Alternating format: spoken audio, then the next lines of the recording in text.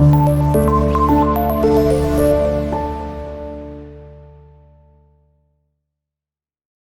वालेकुम students, 9th class computer का हमारा आज का topic encrypted with random substitution by using frequency analysis है।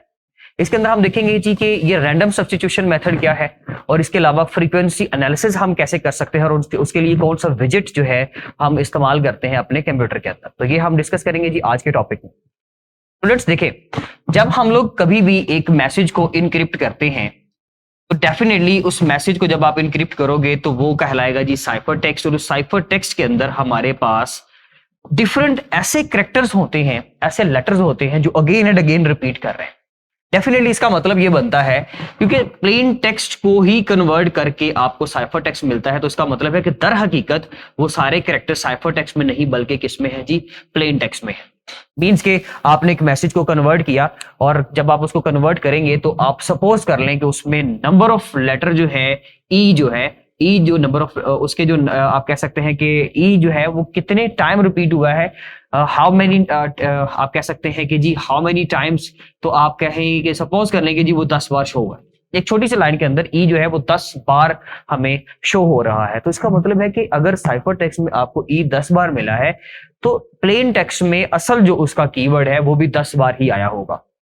आप इस चीज से गेस कर सकते हैं कि बेसिकली जो हमारे पास साइफर टेक्स्ट का एक लेटर है अगर वो इतनी बार आ रहा है तो प्लेन टेक्स्ट में जो उसका एक्चुअल कंटेंट लेटर है वो भी तो उतनी बार ही रिपीट हुआ होगा ना।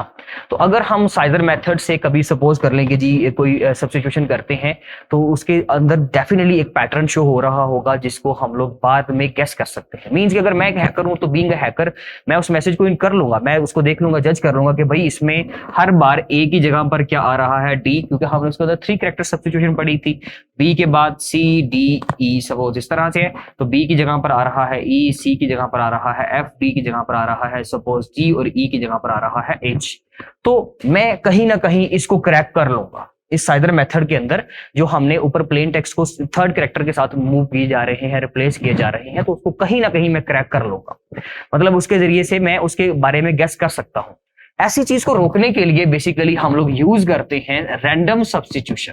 इस रैंडम सब्स्टिट्यूशन के मुताबिक ये होगा कि जो कैरेक्टर आपका ज्यादा बार आया है जिसकी फ्रीक्वेंसी ज्यादा है, फ्रीक्वेंसी का मतलब होता है number of appearance of characters, तो यहां पे फ्रीक्वेंसी एनालिसिस करेंगे हम और उस फ्रीक्वेंसी एनालिसिस के जरिए से हम देख लेंगे कि भाई ये वाला कैरेक्टर जो है साइफर टेक्स्ट के अंदर ये वाला जो लेटर ई है ये बार बार आ रहा है। और स्टूडेंट्स याद रखिएगा कि ई आपका एक ऐसा लेटर है जो इंग्लिश में आप इस लैंग्वेज के अंदर जब आप कोई भी कंटेंट लिखते हो, कोई भी चीज लिखते हो, तो उसमें ई नंबर ऑफ टाइम्स यानी कि बहुत बार आप कह सकते हैं कि ये रिपीट होता है। इसलिए फ्रीक्वेंसी एनालिसिस के जरिए से सपोज कर लें कि हमने एक लेटर जो है ई उसको चेक कर लिया कि जी तो 10 बार आ रहा है, 20 बार आ रहा है या 100 टाइम्स आ रहा है।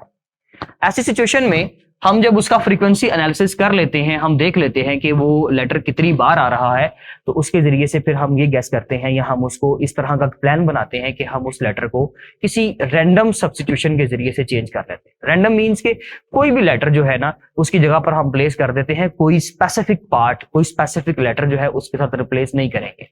टेक्निक के मुताबिक सपोज कर लें कि ई की जगह पर आ रहा था एच साइफर टेक्स्ट अगर साइजर मेथड ही पढ़े तो ई की जगह पर आ रहा है एच, अगर 3 कैरेक्टर सब्स्टिट्यूशन यूज करें तो। लेकिन मैंने देखा कि एच की जो फ्रीक्वेंसी है वो बहुत ज्यादा हाई है। फ्रीक्वेंसी कैसे हाई है उसके लिए एक फ्रीक्वेंसी विजेट भी है, मैं आपको वो भी स्क्रीन के ऊपर शो करवा देता हूं। सपोज कर लीजिए यहां पर आ रहा है 10, यहां पर आ रहा है 20, यहां पे आ रहा है 30। आपका ए जो है वो 10 पे जाके रुक रहा है, मीन्स कि उसकी फ्रीक्वेंसी 10 है, उस 10 बार आया है ए आपका।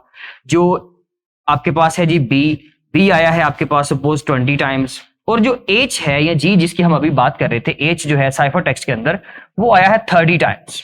ठीक है, अगर वो 30 टाइम्स आया तो उसकी फ्रीक्वेंसी सबसे हाई होगी। आप देख रहे हैं कि जी ये सबसे ज्यादा हाई फ्रीक्वेंसी पे जा रहा है एच आपका। इस तरह से थोड़ा इसको और हाई कर लेते हैं जी, यहां पे कर लेते हैं। तो ऐसी सिचुएशन में मैं क्या करूंगा, एच को रैंडम सब्स्टिट्यूशन के जरिए से चेंज कर लूंगा। स्टूडेंट्स इसके अंदर हमारे पास ई देखा, ई को हमने एज से रिप्लेस अगर किया था तो एज की फ्रीक्वेंसी जो है वो सबसे हाई आ रही है, तो उसकी हम उसको क्या करेंगे, उस एच लेटर को साइफर टेक्स्ट के अंदर हम कन्वर्ट कर देंगे किसी भी एक लेटर के साथ जिसके बारे में हम गेस नहीं कर सकते, क्योंकि ये एक रैंडम सब्स्टिट्यूशन है। तो एज को वो विजिट की मर्जी है, वो कंप्यूटर की मर्जी है कि वो किस लेटर के साथ सब्स्टिट्यूट करता है। ठीक है जी।